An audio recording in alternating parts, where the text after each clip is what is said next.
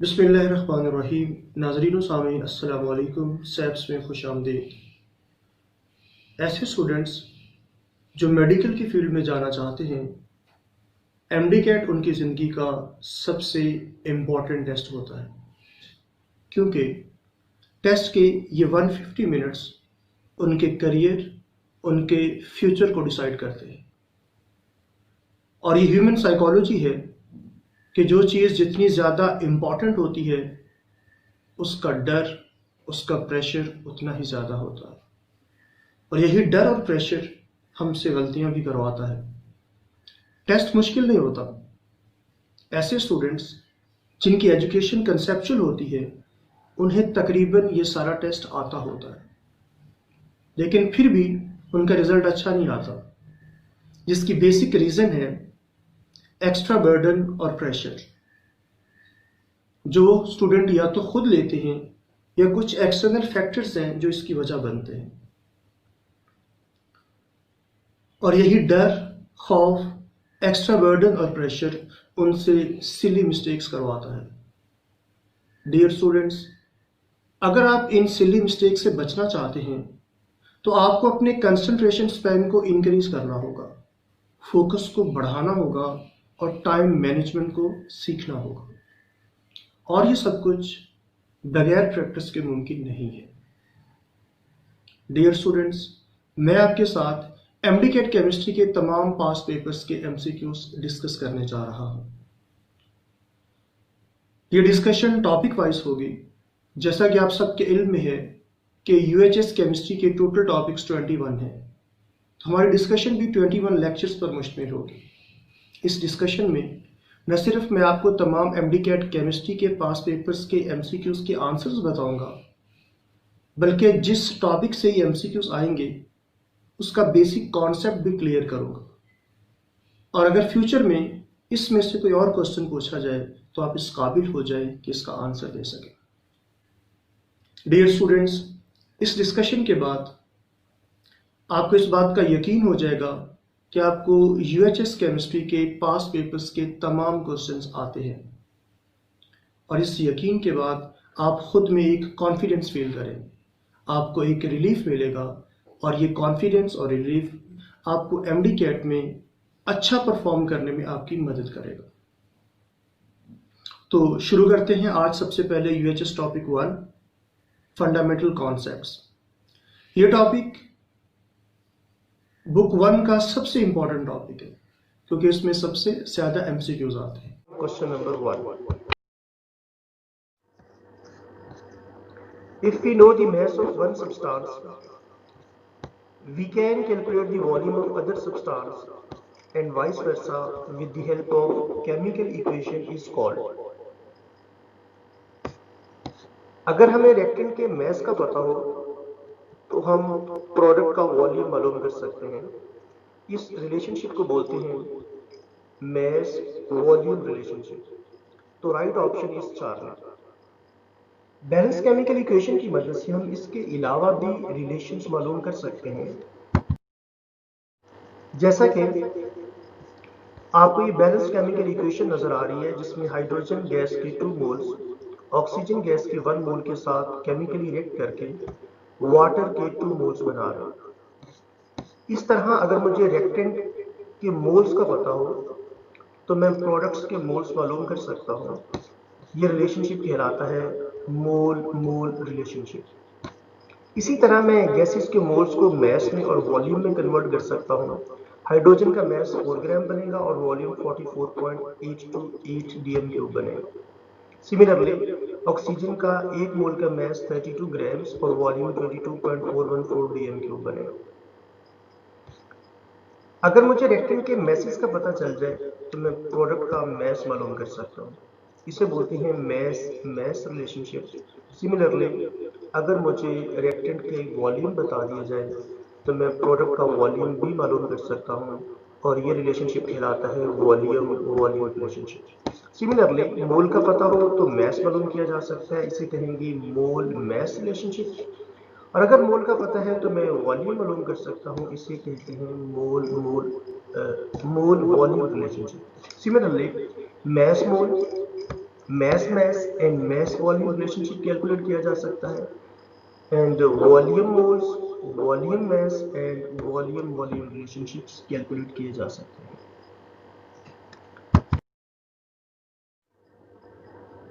तो given question में right option थी Charlie, mass volume relationship। Question number 2, relative abundance of isotopes of elements can be determined by।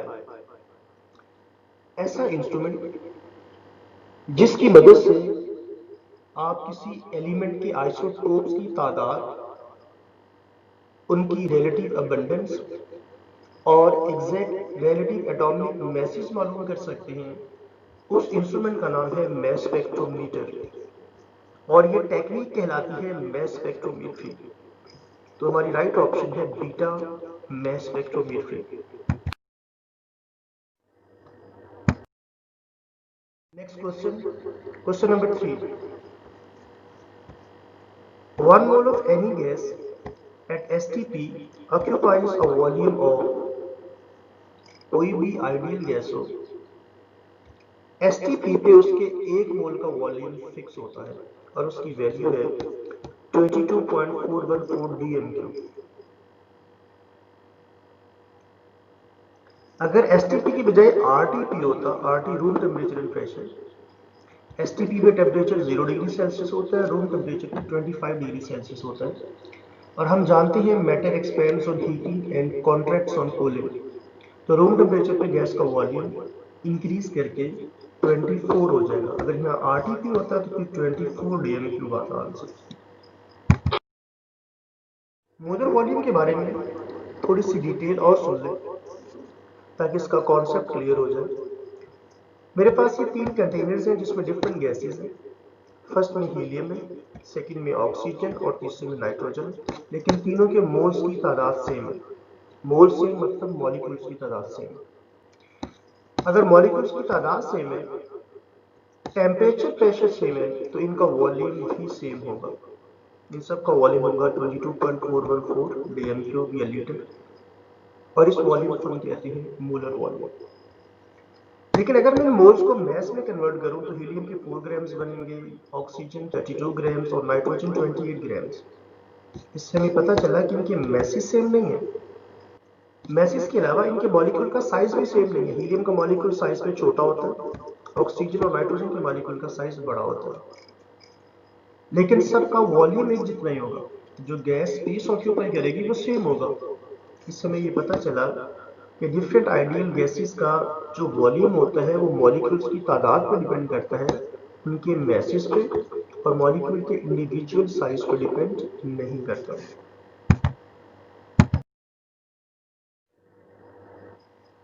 इस question का right option था alpha 22.414 dm³। Question number 4, in the mass spectrometer detector और collector measures the. Mass spectrometer के different components हैं, हर component का एक function होता है।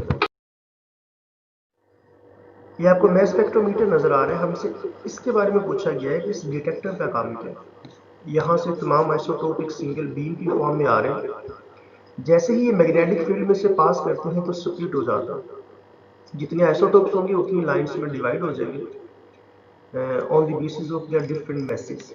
हम जानते हैं जब मैग्नेटिक फील्ड के परपेंडिकुलर कोई चार्ज पार्टिकल मूव करता है तो वो सर्कुलर पाथ में मूव करना शुरू कर देता है, और उस पार्टिकल का रेडियस बड़ा बनता है जिसका मैस ज़्यादा होता है, और जिसका मैस कम होता है उसका रेडियस कम बनता है। इस तरह ये स्प्लिट हो जाते हैं, और जहाँ जाके टकराते हैं उसका नाम डिटेक्टर है। इसके 2 और नाम हैं, इसे डिटेक्टर भी बोलते हैं, इलेक्ट्रोमीटर भी कहते हैं, और आयोन कलेक्टर भी कहते हैं। इसका फंक्शन क्या होता है, जब आयन जाके यहाँ पे टकराते हैं तो उससे इलेक्ट्रिसिटी जनरेट करते हैं। वो जो इलेक्ट्रिसिटी प्रोड्यूस होती है उसकी मैग्नीट्यूड इन कैटाइंस की इंटेंसिटी के डायरेक्टली प्रोपोर्शनल होती है। जितने ज्यादा कैटाइन स्ट्राइक करेंगे उतनी ज्यादा इलेक्ट्रिसिटी प्रोड्यूस होगी, और उस इलेक्ट्रिसिटी की मैग्नीट्यूड से हमें पता चलेगा कि किसी पर्टिकुलर आइसोटोप्स की रिलेटिव अबंडेंस कितनी है। मतलब यह है कि डिटेक्टर का काम है रिलेटिव अबंडेंस मालूम करना। ऑप्शन क्या है, beta, relative abundance of isotopes. Next question number 5, how many chlorine atoms are in 2 moles of chlorine। Number of particles मालूम करने का फार्मूला। अगर आपने नंबर ऑफ पार्टिकल्स मालूम करने हैं, पार्टिकल्स से मुराद है एटम्स, आयंस, मॉलिक्यूल्स या फार्मूला यूनिट्स, तो कैसे मालूम करते हैं, मोल्स को एवोगैड्रोस नंबर से मल्टीप्लाई करके। हमें मोल्स बता दिए कि हैं 2, उसे एवोगैड्रोस नंबर से मल्टीप्लाई करेंगे तो आंसर आ जाए। ये सारे सेम फार्मूले हैं।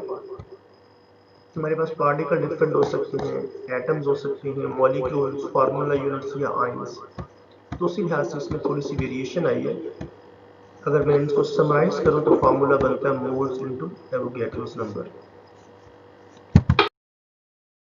ऑप्शन होगी अल्फा, क्योंकि मोल्स 2 गिवन थे और क्लोरीन के एटम्स के मोल्स निकालने हैं, जिसे एवोगैड्रोस नंबर से मल्टीप्लाई करके। यहां पे एक बात का ख्याल रखना है, अगर यहां Cl की जगह Cl2 होता, यानी मॉलिक्यूल की फॉर्म में होती क्लोरीन, और आपसे एटम्स पूछे जाते, तो फिर मुझे इस नंबर को, एवोगैड्रोस नंबर को 4 से मल्टीप्लाई करना पड़ता, क्योंकि उसने हमें मोल्स दिए ही क्लोरीन एटम के हैं और यहाँ पे 2 मौजूद नहीं है, इसलिए हम सिर्फ 2 से ही मल्टीप्लाई करेंगे, 4 से नहीं करेंगे। Next question number 6, mole fraction of any component is the ratio of moles of all the component in solution। Right option is Charlie in solution। Mole fraction क्या होता है, सॉल्यूशन के अंदर किसी भी कंपोनेंट का अगर आप मोल फ्रैक्शन मालूम करना चाहते हैं, तो उस कंपोनेंट के मोल्स को न्यूमरेटर में लिखें और टोटल यानी सॉल्यूशन के मोल्स को डिनोमिनेटर में लिखें, तो नीचे डिनोमिनेटर में सॉल्यूशन आएगा। और हम ये भी जानते हैं कि तमाम कंपोनेंट्स के मोल फ्रैक्शन का सम 1 होता है और किसी एक कंपोनेंट का मोल फ्रैक्शन 1 से कम होता है। और हमसे क्या पूछा गया था, mole fraction of any component is the ratio of the moles of all the component in a solution। Charlie। Question number 7,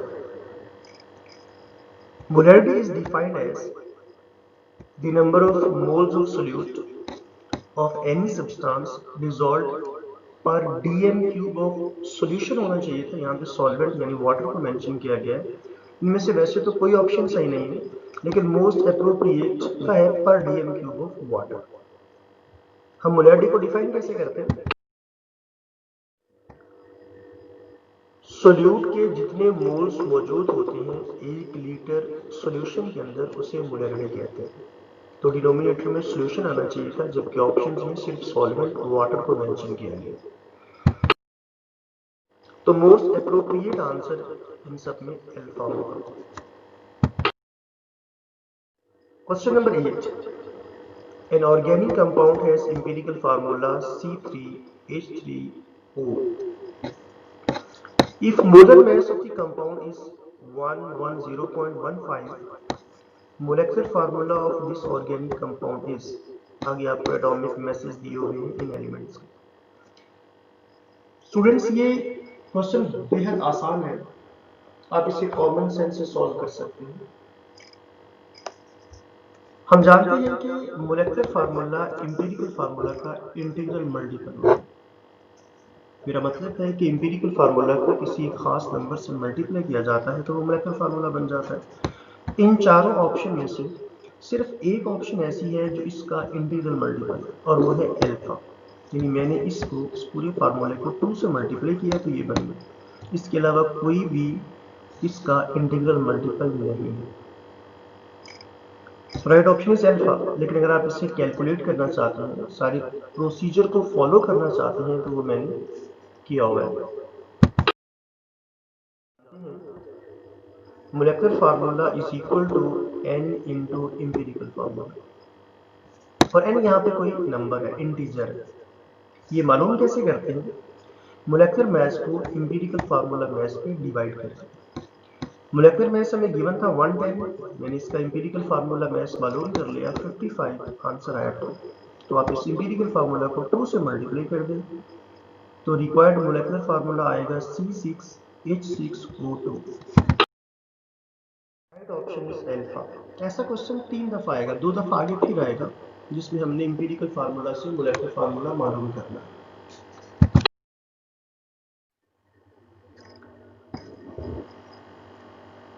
question number 9, when 8 grams of hydrogen reacts with 2 moles of oxygen, how many moles of water will be formed? Stoichiometric relationship है। इसके लिए हमें सबसे पहले balanced chemical equation को देखना पड़ेगा। दो रिएक्टेंट्स हैं, जो प्रोडक्ट बनता है वो डिपेंड करता है इन दोनों में से लिमिटिंग रिएक्टेंट कौन सा है। जितनी अमाउंट प्रोडक्ट की लिमिटिंग रिएक्टेंट बना रहा होता है उतनी बनती है, लेकिन इन दोनों में से कोई भी लिमिटिंग रिएक्टेंट नहीं है।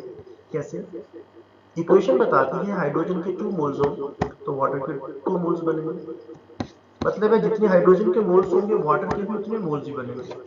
तो गिवन मोल हाइड्रोजन के 4 है तो वाटर के 4 मोल्स ही बनेंगे। इन हाइड्रोजन वाटर के 4 मोल बनाएगा, लेकिन इक्वेशन बताती है कि अगर ऑक्सीजन का 1 मोल होगा तो वाटर के 2 मोल्स बनेंगे, डबल बनेंगे जितने हैं उससे। अगर गिवन मोल्स 2 है तो फिर वाटर के 4 मोल्स बनेंगे। ऑक्सीजन और हाइड्रोजन दोनों वाटर के 4 मोल्स ही बना रहे हैं, इसलिए कोई भी लिमिटिंग रिएक्टेंट नहीं है, दोनों एक ही वक्त में कंज्यूम होंगे और टोटल नंबर ऑफ मोल्स जो वाटर के बनेंगे वो 4 मोल्स होंगे। Right option is beta, 4 moles of water. Next question number 10. A sample of neon is found to exist as neon 20 and 21. Mass spectrum of neon is as follows. इस graph का नाम है mass spectrum, जिसमें abscissa mass number है और ordinate relative abundance है। What is the relative atomic mass of neon? जब आपने relative atomic mass मालूम करना है तो इस मकसद के लिए आपको एटॉमिक मास को किसी पर्टिकुलर आइसोटोप की एटॉमिक मास को उसकी रिलेटिव अबंडेंस से मल्टीप्लाई करना है। ऐसा ही तमाम आइसोटोप के साथ करके फिर तीनों को मल्टीप्लाई करके 100 पे डिवाइड करना है। इस तरह जो आंसर आएगा वो 20.18 AM जो है, तो राइट ऑप्शन है अल्फा। ये आपकी बुक के चैप्टर 1 की एग्जाम्पल 1 है, बहुत फेमस एग्जाम्पल है। अक्सर ये बोर्ड एग्जाम्स में शॉर्ट क्वेश्चन की फॉर्म में पूछा जाता है, तो ये वैसे हमें इसकी वैल्यू याद होनी चाहिए। अगर याद नहीं होगी तो फिर इसे कैलकुलेट करना विदाउट कैलकुलेटर मुश्किल काम है गिवन टाइम में। ये मैंने कैलकुलेशन की है, फार्मूला यूज किया है, लेकिन ये कैलकुलेटर के बगैर करना इतना आसान नहीं है। Right option is alpha. Question number 11. Hydrogen burns in chlorine to produce hydrogen chloride. Ratio of masses of reactants in chemical reaction is. आपने रिएक्टेंट के मैसेज की रेशियो निकालनी है तो आप पहले इनकी मैस मालूम कर लें। 1 मोल हाइड्रोजन होता है 2 ग्राम और 1 मोल क्लोरीन का वेट होता है 71 ग्राम। अगर आप सिंपलेस्ट रेशियो मालूम करना चाहते हो तो दोनों को 2 पे डिवाइड कर दो तो 1:35.5 आएगा। राइट ऑप्शन कौन सी है? 4 में। Question number 12. A polymer of simplest formula CH2 has molar mass of 28,000 gram per mole. Its molecular formula will be. ऐसा क्वेश्चन पहले ही गुजर चुका है और एक इसके बाद भी आएगा। अगर आपको एम्पिरिकल फार्मूला दिया हो तो आपने मोलेकुलर फार्मूला कैसे मालूम करना है? एम्पिरिकल फार्मूला को किसी इंटीजर n से मल्टीप्लाई करें तो वो मोलेकुलर फार्मूला बन जाता है। n मालूम करने के लिए मोलेकुलर मास को एम्पिरिकल फार्मूला मास पर डिवाइड कर दें, आंसर आ जाएगा 2000।